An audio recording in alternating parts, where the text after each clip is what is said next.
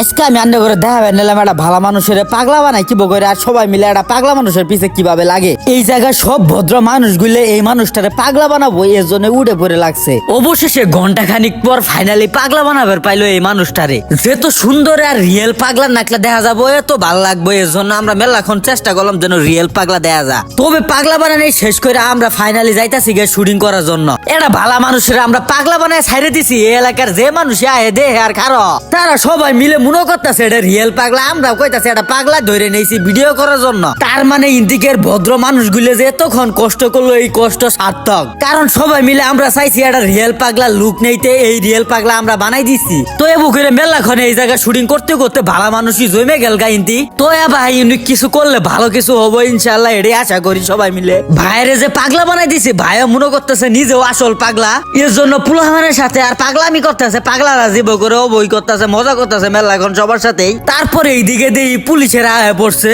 এত সুন্দর একটা ইসলামিক শর্ট ফিল্ম বানাইতেছি যে জায়গায় পাগলা যে জায়গায় পুলিশ সবকিছু আছে, তাহলে ভাবেন ভিডিওটা কত সুন্দর হইতে পারে।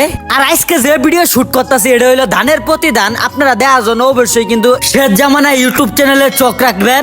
অলরেডি কিন্তু ভিডিও আপলোড হয়ে গেছে, সবাই মিলে কিন্তু দেখে আইবেন। তো এবার রমজান মাস আবুল তাবুল ভিডিও না দেয় ভাই শিক্ষামূলক ভিডিও কিন্তু আপনারা দেখতে পান। তো এরকম আপডেট জানতে আমার ভাইয়ানিস ফেসবুক পেজ পট্টাস করে ফলো করে দেন আর শেষ জামানার সাথেই থাকুন। তো সবাই ভালো থাকেন, সুস্থ থাকেন, আল্লাহ হাফেজ।